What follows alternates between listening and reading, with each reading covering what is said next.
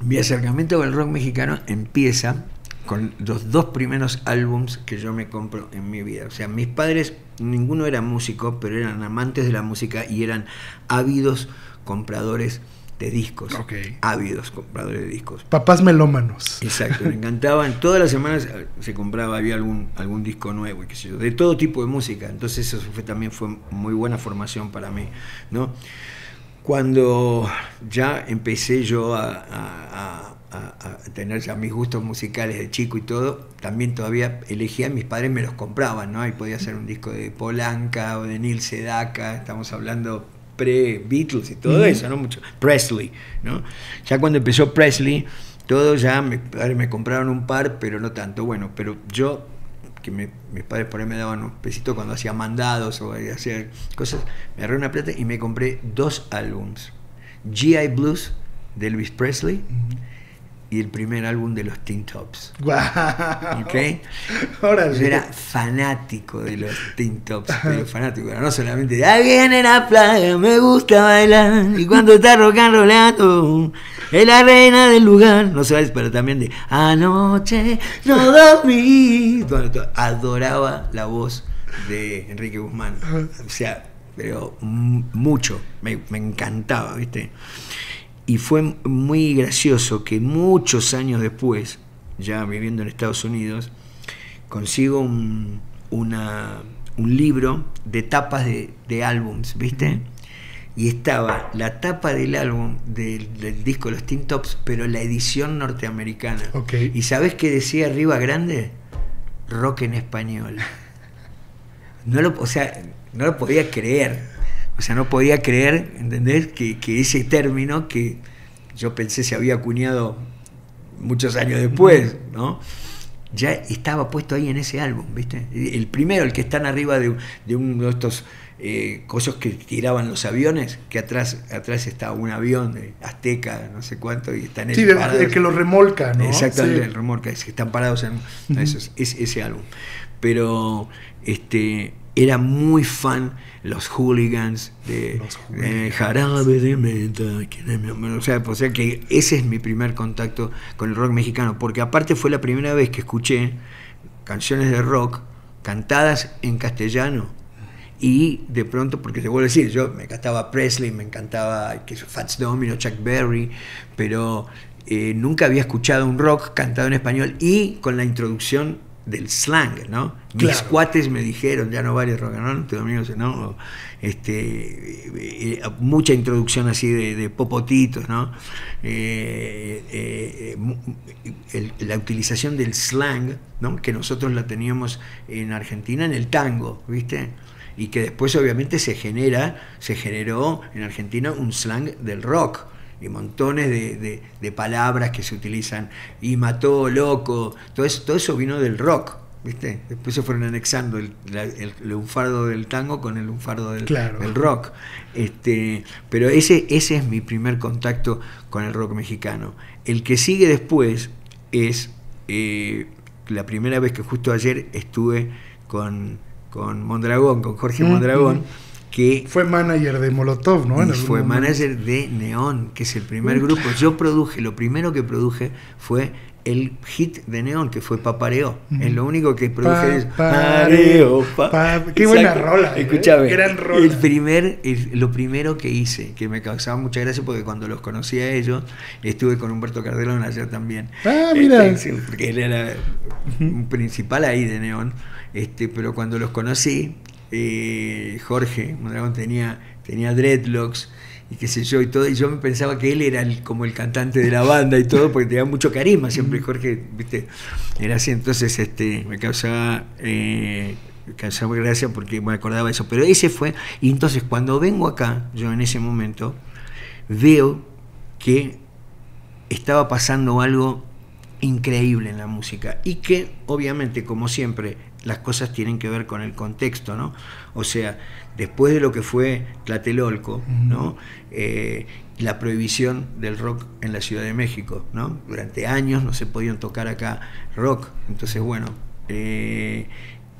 nacen también los hoyos funkies, ahí donde nace el Tri, todo que es en la periferia, pero en la Ciudad de México, de hecho, en esos años cuando hubo 2 conciertos de rock grandes que fueron Santana y Rod Stewart, se tuvieron que hacer en Guadalajara, porque acá no se permitía. Y es a mediados de los 80, por ahí en principios de los 80, que se produce un gran cambio aquí. El PRI se fractura, aparece PRD, aparece Cuauhtémoc, aparece TV Azteca, o sea, Televisa, que hasta ahí era lo único, aparece, o sea, se empieza a abrir, se levanta la prohibición, aparecen los lugares como el Rockstock y Rocotitlán, aparecen todo el Look, ¿no? Estos lugares. Y aparecen las bandas como Insólitas Imágenes de Aurora, que luego se convierte en Caifanes, Maldita, La Lupita, bueno, todas esas bandas de ese momento. Bueno, cuando yo vengo con Neón era todavía como una banda medio pop, pero cuando veo todo esto que estaba pasando, a mí me hizo acordar mucho a lo que fue la época nuestra cuando empezó el movimiento en Argentina. O sea, me hizo acordar a los fines de los 60, principios de los 70 en Argentina.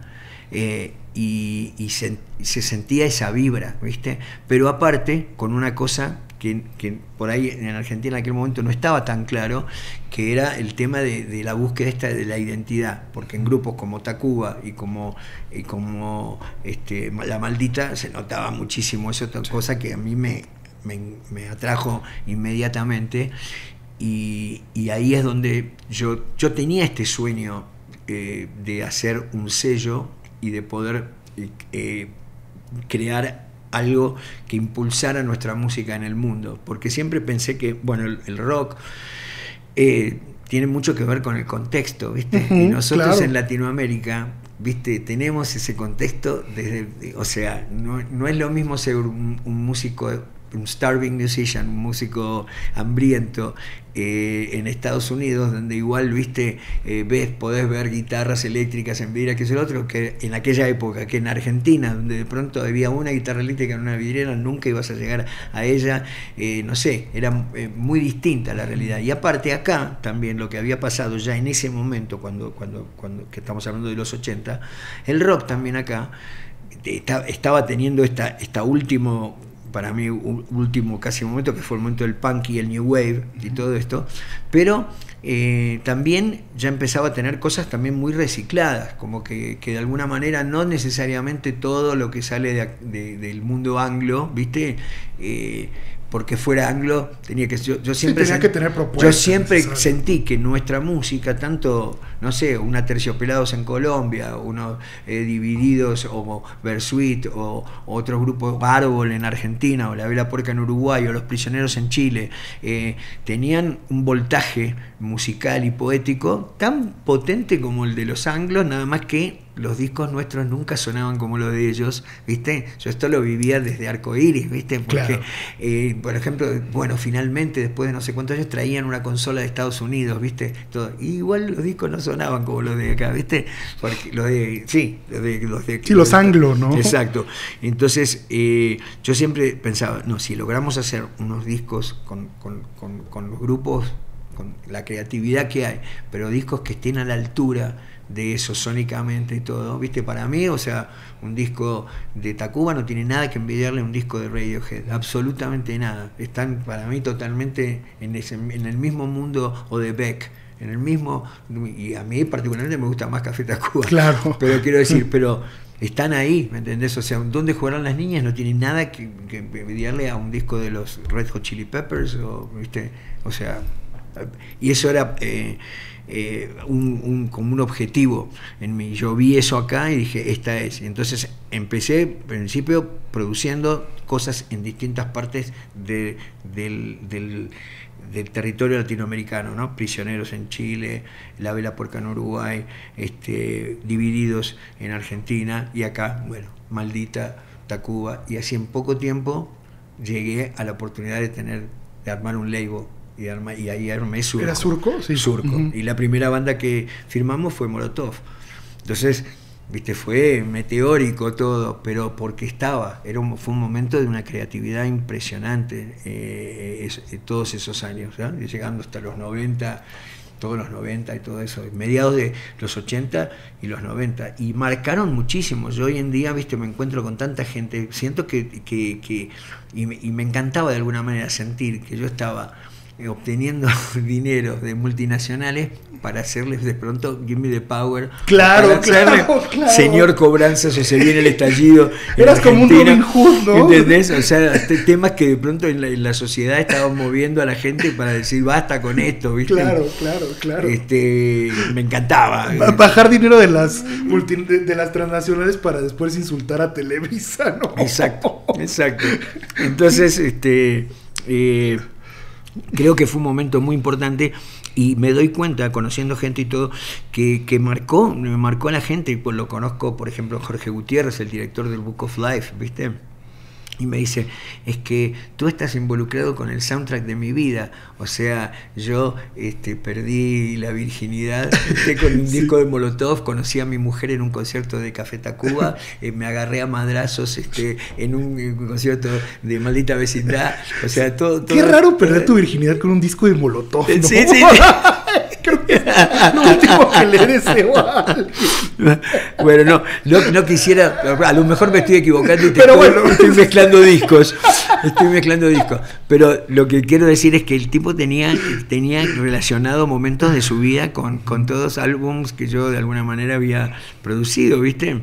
Y me he dado cuenta la importancia que han tenido muchos de esos álbums en la cultura, claro, de Latinoamérica, de la gente. Y México obviamente es un territorio importantísimo en lo que es nuestra Latinoamérica.